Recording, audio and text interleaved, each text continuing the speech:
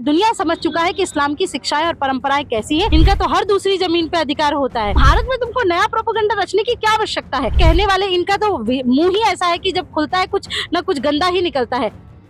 प्रयागराज में महाकुंभ की शुरुआत हो चुकी है। वहीं इसी मुद्दे पर हमारे साथ बातचीत करने के लिए मौजूद हैं विश्व हिंदू परिषद की महिला प्रवक्ता साध्वी सरस्वती जी।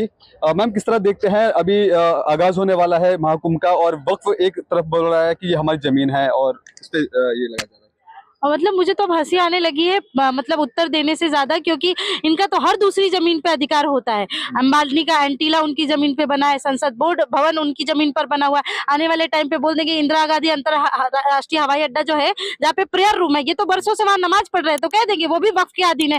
तो कहने वाले इनका तो मुंह ही ऐसा है कि जब खुलता है कुछ न कुछ गंदा ही निकलता है। वो सदैव से प्रयागराज तीर्थों की भूमि है और तीर्थों के राज की भूमि है। प्रयागराज जो है ना, तीर्थों की गुरु पुष्कर है और तीर्थों के राजा प्रयागराज है। तो इनको तो खुद अपने 5-10 वर्ष पूर्व का नहीं पता जो हमारे यहाँ आकर के दावा ठोक रहे हैं। तो ये सब बेधड़क बातें हैं, इन पे आप ध्यान मत दीजिए। दिल्ली समेत तमाम जो उत्तर प्रदेश में भी मंदिर है जो वक्फ में अपनी बताया है, तो क्या लगता है जिस तरह से वक्फ अपनी लगातार जमीनों को लेकर कब्जे की बात करता है, तो क्या सनातन बोर्ड भी ऐसा आना चाहिए?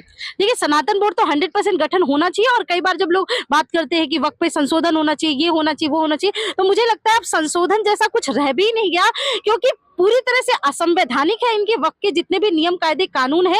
कि आप बताओ कि कोई साधारण मनुष्य की जमीन को अगर वक्फ कब्जा कर लेता है तो वो हाई कोर्ट सुप्रीम कोर्ट में जा ही नहीं सकता, वो डिस्ट्रिक्ट कोर्ट में जा नहीं सकता, उसको ट्रिब्यूनल कोर्ट जाना पड़ेगा। गांव के आदमी को डिस्ट्रिक्ट कोर्ट पता नहीं वो कहाँ से जाएगा भाई, ट्रिब्यूनल कोर्ट।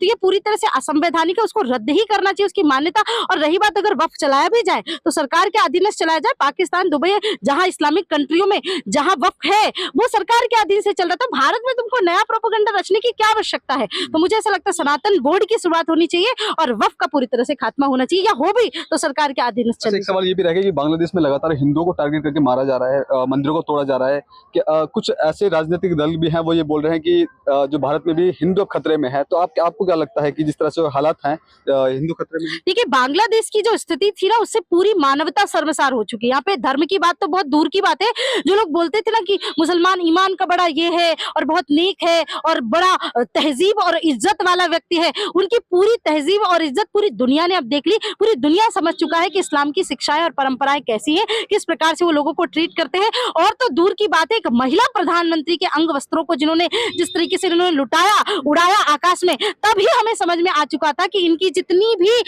दलीलें हैं या जितनी भी सीख है और जितना ईमान धर्म की बात करें, सब ढकोसला है। तो बांग्लादेश की जो स्थिति है, वो मुसलमान वो हिंदू, जो सब लोग कहते थे कि नहीं हम सब भाईचारे की बात करते हैं, हम भावनाओं की बात करते हैं, भाईचारा वहीं तक होता है जहां ये अल्पसंख्यक होते हैं, जहां ये बहुसंख्यक होते हैं, वहां भाई बनाकर सिर्फ चारा डालने का काम करते हैं और कुछ नहीं करते। बहुत धन्यवाद। तो देखिए, ये थे हमारे साथ साध्वी की सरस्वती जी। इनका साफ तौर पे कहना है कि जिस तरह से बांग्लादेश में जो हिंदुओं के साथ हो रहा है और लगातार जो वक्फ है अपनी जमीन बता रहा है, इसको लेकर के एक सनातन बोर्ड भी आना चाहिए जो हिंदुओं को लेकर काम कर रहे हैं। कैमरा पर्सन कमलेश कुमार के साथ में संदेश सक्सेना, punjabkesari.com, दिल्ली। अगर आप ताज़ा खबरों के साथ हमेशा जुड़े रहना चाहते हैं तो अभी हमारे YouTube चैनल पंजाब केसरी दिल्ली को सब्सक्राइब करें।